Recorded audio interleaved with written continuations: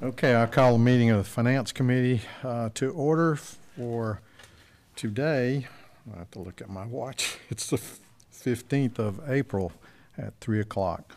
We have no public comment, so we'll move to the approval list. And item 1, we have the minutes for March 18th, 2020. Mr. Chairman, I move to accept the minutes as written. Okay. Let's see. You have to second your own. I'll second it. Any comments or questions from other commissioners? All in favor, show us hands. All right, carries 2. Item 2, contract award for landscape services. Andrew? Yes, sir. If you recall, in the budgeting process, we discussed contracting back out our landscape services. We had brought that in-house for a couple of years. We went out for proposals, knowing that the budget year starts in July, but we certainly understand the landscape folks start much sooner than that. So this would actually start as soon as practical after this. So some of this would be paid for out of the existing budget year, but this is fully budgeted for next year as well. So we got 186 locations that need cutting. We had 2 submissions, and the highest scoring and lowest cost one was Coastal Greenery LLC, which is $15,390 a month, which works out to just shy of $185,000 a year. It's a 1-year contract with up to 4 1-year renewals on that contract. And they will cut all of the pump station properties once a month, the wastewater plants every 2 weeks, the water towers once a month, and then this building, they will do the landscaping necessities here once a week. Okay, Mr. Chairman, just as a matter so that everyone knows, I've had a business relationship with Coastal Greenery for almost 5 years, and we have a friend situation, but I did not participate in any of the bidding process, so I feel comfortable going ahead and voting yea or nay on this approval. Thank you, Commissioner. Okay. Before we get into a motion or anything, I'd like to offer a comment or question.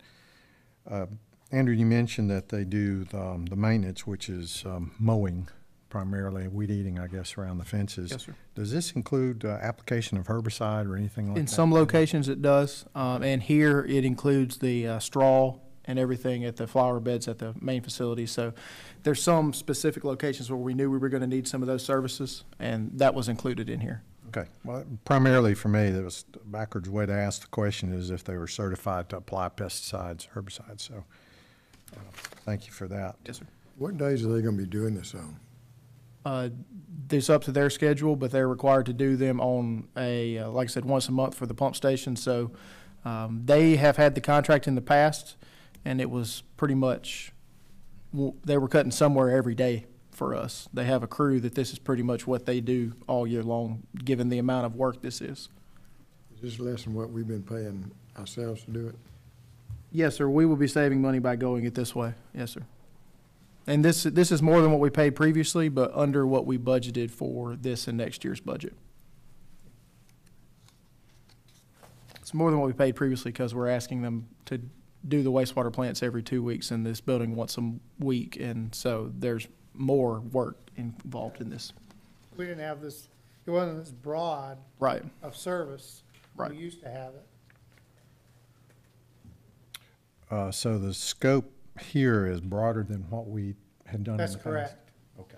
I think we only had it with lift stations. We didn't have Right. anything with any of the plants. Right. Plant take care of themselves and everything like that. So we'll maintain some of the landscaping equipment ourselves just in case we need them, but some of our landscaping equipment we may try to surplus if it's in good shape and we think we can get a return on the gov deals. Other comments or questions?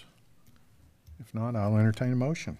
I make a motion that the Finance Committee forward this item to the full commission in recommendation that the full commission approve the award of the contract for the facilities landscaping services for JWSC be awarded to Coastal Greenery LLC in the annual amount of $184,689.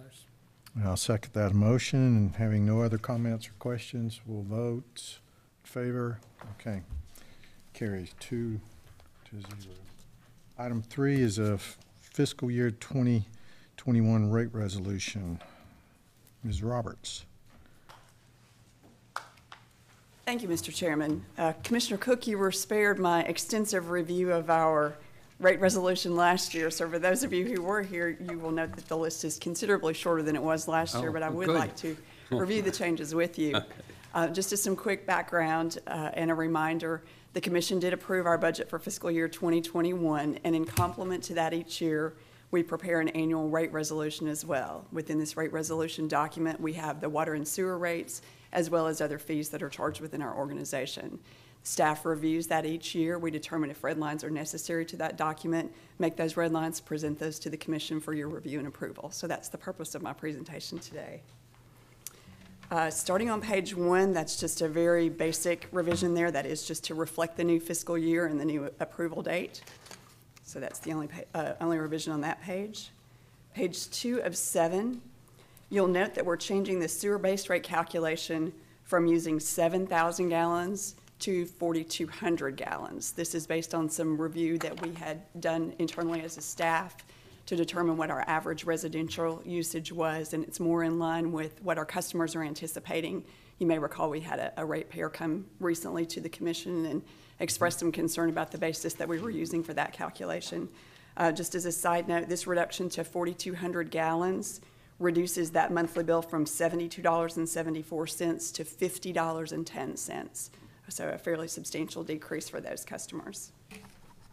That's the only change that I have, on page 2. Next change is going to be on page 5 of 7. It's letter E carried over from the previous page. Planning and construction staff just asked that we clarified that the presence of a funded project also allowed them to approve construction documents in a place where there is concern about availability or had been concern about availability in the past. Letter F there, again, planning and construction staff requested this change. They just wanted to clarify that any refunds for capital fees or any transfers were approved by the executive director.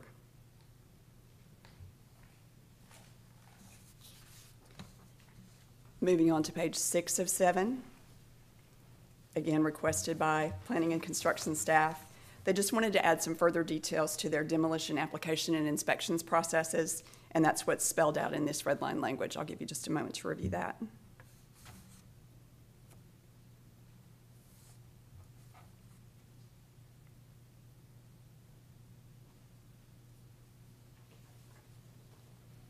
Okay, comment, please. Yes, sir. Item B, Yes, sir. list after application filing with Glynn County. What about, does the city not have a similar process that such item would be applicable? Yes, sir, they do. We can So we certainly would make need to that revision add as well, yes, sir. Glynn County or City of Brunswick. Yes, let's be sure we'd make that as a, Thank you, Mr. Chairman. Any other questions or comments on that section? All right. Moving on to Appendix A. Bottom of page 1, continuing to the top of page 2, the water meter sewer installation fees. These actually are reductions in fees from the previous year. As a staff, we determined that the cost for both domestic and irrigation meters could be reduced by considering the labor costs associated with those as sunk costs. And then we can pass that cost savings along to the meter purchaser, and that would allow JWSC to be more cost competitive with other options that are available to those customers. So you'll notice each of those is a reduced cost from the previous year. One in particular I wanted to draw your attention to, because as I was doing my review, it stuck out at me, and it may to you as well. And that's the cost for the irrigation 1.5-inch and 2-inch meters. You'll notice those are significantly less expensive than the domestic meters for those. That's because a different type of setter is used for those. The backflow preventer is not necessary for those particular meters. So that's why it allows us to reduce those costs for those sizes. So if that looks a bit unusual to you, I can understand that, and that certainly I hope that helps to explain why that is. It will reduce the all-in cost for new residents for a standard single-family over $1,000. Moving on to the inspection fee section, those 4 redlined items are actually moved to Appendix B. Planning and construction staff has put together a new chart that's a bit more user-friendly as far as the flow of the information. So we've moved those from the inspection fee section over to Appendix B in the planning and construction fees, so you'll see those in a moment. Continuing down to permitting fees, the easement abandonment request has been moved to that same Appendix B, but it's also been reduced significantly. Planning and construction staff was not aware of the history for this particular charge, and in their opinion, it is a very cursory review. So they've lowered it from $1,265 to $100. So that's a fairly significant reduction. And the other 2 permitting fees there were actually deleted. Planning and construction staff have not seen these used very frequently, and they don't believe that those are necessary any longer. So they're removing them from the fee schedule. And on to Appendix B, showing that the particular schedule that I just mentioned. The only additional changes beyond what I've already mentioned are under the unsolicited proposals section. You'll see those 3 new line items there. Those were added again by planning and construction staff. The back of that page is just the red line version of the previous version of that Appendix B. So it's the same information, just in a different order and a different format. And then the final change requested to this document is on page 2 of 3 for Appendix C. Ice House was requested to be added as a facility type, so we've made that entry here in Appendix C. What defines an ice house? It's those standalone unmanned ice facilities where you can go up and pay and fill your cooler up, or they have bags available for you. So those type facilities, we're seeing a few more of those pop up around town. Now, certainly they don't have sewer associated with them, but they do have a water REU allotment. That's what I thought it was. I just want to make sure. Thanks. Thank you for the question. And Mr. Chairman, that completes my presentation unless there are other questions that the commissioners have. Okay, thank you. Thank you. Comments or questions?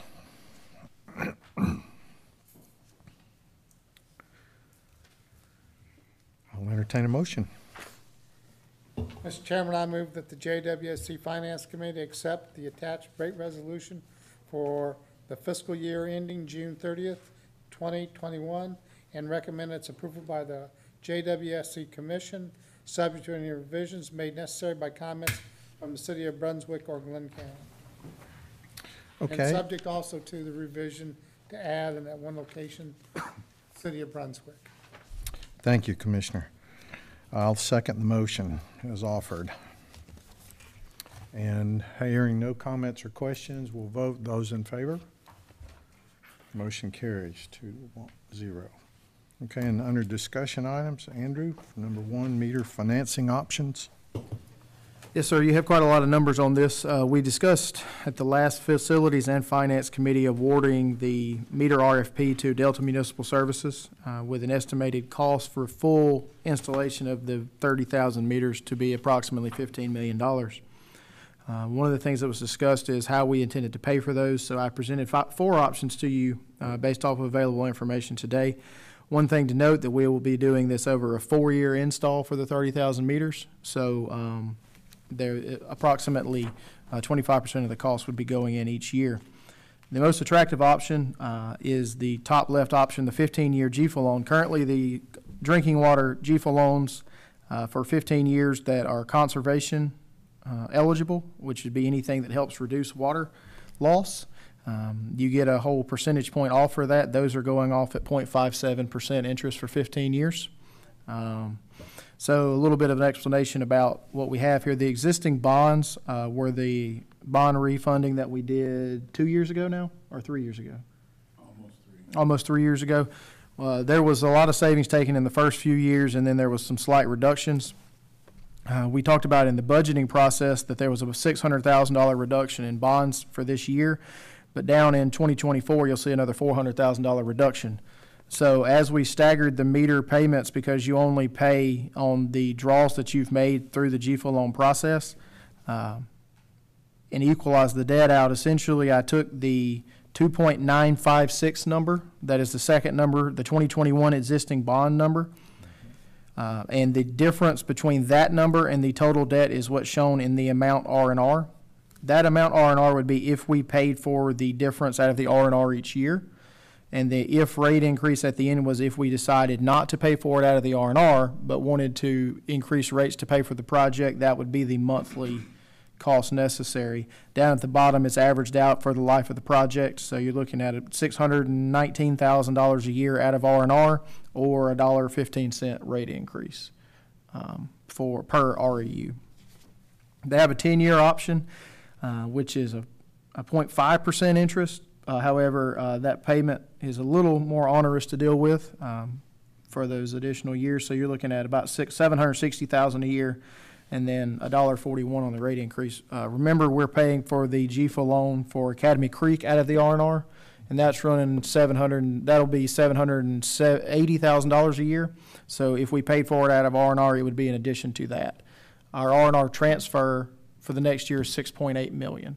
So you'd be spending $750, to use round numbers, on the Academy Creek project, and then another $600,000 for this. So you'd be pulling 1.3 of that 6.8 out for debt service.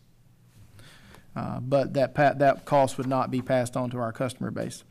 The bottom left is if we did a pay-as-you-go model. This is only an option if the SPLOST passes. It's still not an attractive option even then.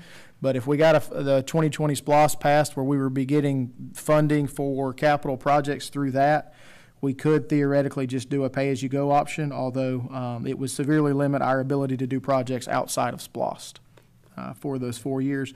And then we got numbers on a public offering. The public offering best available right now, due to some liquidity issues in the market, is about 2.5%. So we have the funding to complete the pilot project already earmarked. But if the rates stay where they're at or close to this, I believe the best practice would be to do the 15-year GFA loan at that low of an interest rate. Now, GFA, they kind of waffled back and forth. They typically want you to have all the money drawn out within 2 years of the loan starting so that you can be paying on that. So what we might have to do is do 2 separate loans to do it that way, but the interest rates have stayed fairly consistent over the last few years. They may allow us to do it, or we may just decide to draw it out and pay the interest a little quicker. But at 0.57%, that's we can handle that small amount of interest each year if we had to. We could also accelerate the project. We could accelerate the project. We could, with these numbers, we could theoretically accelerate it. One reason we spread it out was so that we didn't have all 30,000 meters deciding to fail at the same, or need replacement at the same time. Right. So that's a consideration as well. And my thoughts there was we may choose to go from 4 to 3 years. Right. Would be the only practical thing in my view to accelerate it. And one thing that's not assumed in here is any revenue recovery from having the new, more accurate meter, specifically going with an ultrasonic meter on the 2-inch and larger moving forward. So some of this increase will be offset by increased revenues from those new meters. SPLOST 2020, hadn't the county have they already approved the list of those things? And They've approved our list, and they've got a list together. ours was 15 million. Right. wasn't it? Yes, sir. Did that include the meters? No, sir. Though essentially, what I was saying here is if we took the 15 million from SPLOST over 5 years, that $3 million a year to do the SPLOST projects with would almost offset this, so we could pull that out of the R&R. But that's not an attractive option, in my opinion. It's just if there was not an appetite for getting a loan for this project. I recommend that the SPLOST one be not discussed tomorrow. Okay. GFA one, how long does it take us to get the GFA loan approved?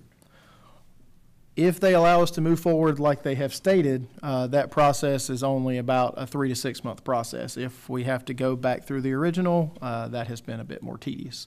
But assuming that they maintain the same rules for us, it would not be very difficult to get that loan. And we would likely qualify for loan forgiveness on a conservation loan. What that means is we would not be paying the whole 15 million back. We might have, Oh, on that note, we got the great news from GFA the other day that we are eligible for loan forgiveness on our loan we're trying to get now for $750,000. mm Yes, sir. somebody must have dropped by the wayside. Somebody must have, or they found some more money, but we originally were not being granted that, but we have got notification that we are eligible for $750,000 now. GFA loan, you can increase it 10% without having to go back to the loan committee to get approval, right? Or is it 20%? 10%, I believe, is correct. Okay. So looking at the three remaining options, dropping the one is the splost option, for example, and that's didn't gain any traction with me either. This first option is the lowest cost for our ratepayers also. Yes, sir. And we would expect the meters to be in the ground longer than 15 years, so we would not be financing longer than the life of the asset. I wouldn't want to go much over 15 years on a loan for meters, but we feel comfortable up to 15. Let me ask you this. I'm not real clear yet. On the staggered ones, is that also the year that we put the meters in? Or what years do we put the meters in? Yes, sir. So the 2020 is just a pilot project. In 2021, we would put a quarter of the meters in, so that would be a quarter of the loan payment that would be due, because we'd only be drawing 25% of the money down. Okay, so how many years is this gonna take? 4 years to put the pilot project this year, then 4 years to put the meters in. Okay.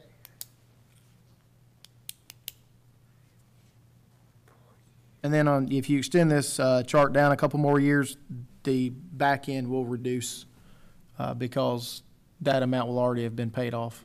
So the amortization will extend a little bit longer, but it'll be for less money. Similar to how it appears on the 10-year staggered draw. Well, I like the staggered draw, because if we're not gonna have the meters in the ground, Right. no sense in be paying interest on money that is just sitting in the bank, so to speak. These would, this 15-year GFA loan would run out when our existing bonds would run out as well. So that may be a benefit just to have an end date on the same things to be projecting forward. Well, for no other reason, I really like the 10-year GFA loan better than I like a 15-year GFA loan. And I'm not really happy with the 15-year public offering. The meter's only guaranteed for 10 years, right? The Neptune meter is fully guaranteed for 13 years with a prorated for 7 more. Okay.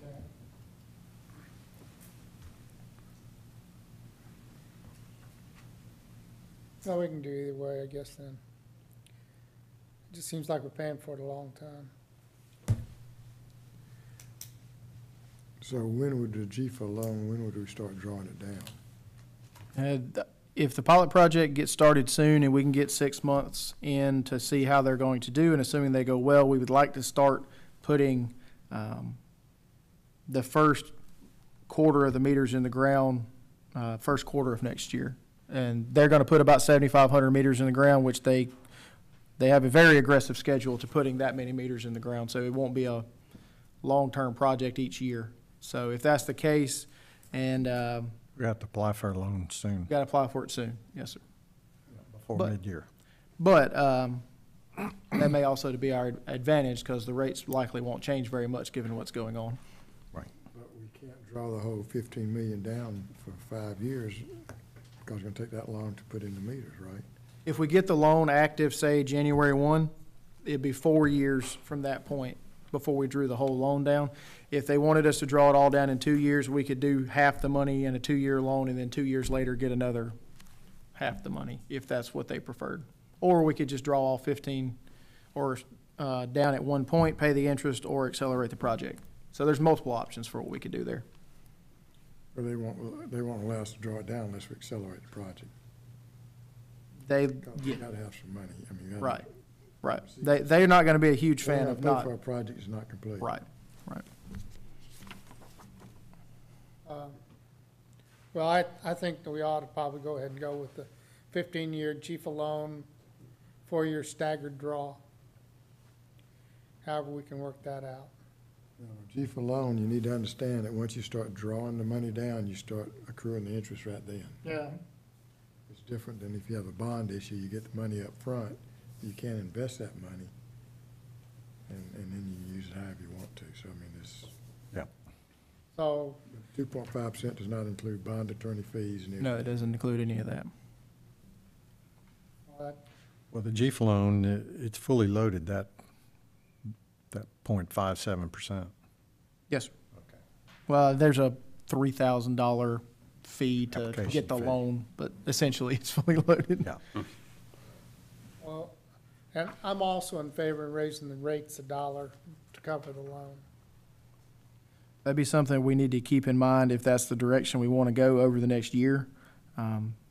Would be a FY '22 decision.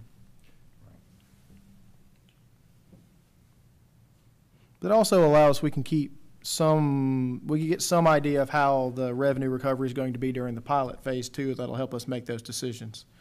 If we're seeing 1% or 2% more revenue on those accounts, then we may feel comfortable projecting some amount more revenue to cover. Well, I think we should, during the pilot period, we should understand what services can be offered Right. at a subscription, given the new technology available and the information available for our customer base. Any other questions or comments for the financing option? Good presentation. Okay. Donna, you're up again. Monthly statement. Thank you, Mr. Chairman. In reviewing our financial statements, I don't plan to go page by page, line by line, but I do want to hit some highlights with you. I'll start with the balance sheet. You'll notice that our net, or you may not notice because you may not have compared month to month, but our net position has actually increased approximately $1.1 million since the February statements. The two largest contributors to that increase are a $375,000 SPLOST payment that we received and some construction in progress that's increased about $500,000. We'll go into a little bit more detail on that as we get to the project report. You'll notice that the receivables are still staying fairly low overall. Remember, though, that these statements are as of March 31st. We have seen accounts receivables balances increasing during this pandemic. We are keeping an eye on those as staff. I think between Mr. Burrows and me, we probably check those 3 or 4 times a day just to see where we are with those. But our staff is taking measures to mitigate those increases. We're actively reaching out to customers who are currently on payment arrangements, seeing what we can do to keep them on those payment arrangements during this time, encouraging them to go ahead and make payments against both their payment arrangement and their bill, just to try to keep those balances low. But we're also planning for staff time and resources that will be necessary once we do return to business as usual, because we do recognize that there will be customers who will need some payment arrangement assistance once we come back to full office hours. Understood. Water production numbers are actually remaining constant, though, and in some cases increasing. Mr. Burrows has had conversation with staff about those. So we don't see that there's going to be a challenge as far as billing numbers are concerned. It's just making sure that we manage those receivable numbers. Wanted to throw that little bit in there as well. So that's all the comments that I have on the balance sheet, unless there are questions there. Continuing to the cash balances page. Again, no significant changes from last month. The overall change is just less than $100,000. Typically, when we start seeing those numbers, we'll start thinking as staff and considering whether or not to invest those additional funds. In this particular case, staff recommends against moving those cash balances out, specifically for the reason that I just gave as far as the receivables balances continuing to grow. We want to make sure that we have plenty of cash on hand to address those needs and try to minimize those transfers that we're having to do between reserve accounts and things of that nature. So we are not recommending any additional investments at this particular time. There are no questions there. I'll continue on to the combined revenue statement. You'll notice that there is a small fluctuation in the operating revenues for water and sewer. We continue to believe that those are seasonal fluctuations, and we will see those even out as we get to our warmer, drier months. But even at this time, those decreases are offset by increases in the additional interest and other income line items. So we are still tracking to our, last month we reported net revenue of $815,307 at year end. This month we're reporting $802,654 as our projected year end net revenue. So we believe that we're still in a very good financial position. Continuing from there to the project report, I mentioned on the balance sheet that we had additional construction in progress of approximately $500,000. Staff has been mentioning all along that you're going to start seeing that activity increase. You're going to start seeing the cash flow into those projects.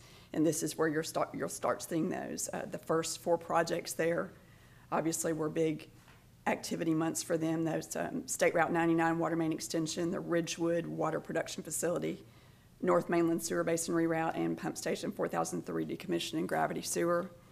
And then some other new activity has occurred in the Academy Creek roof repair, Pump Station 4118, 4119 pump upgrades, and the Tillman water line replacement. So that's where you'll see that $500,000 worth of activity. And those are the highlights, Mr. Chairman, again, unless other commissioners have questions or comments. Commissioners, any comments or questions? I don't have any. Well, good. Thank you very much, Thank you, Don. sir. Appreciate it. Yes, sir.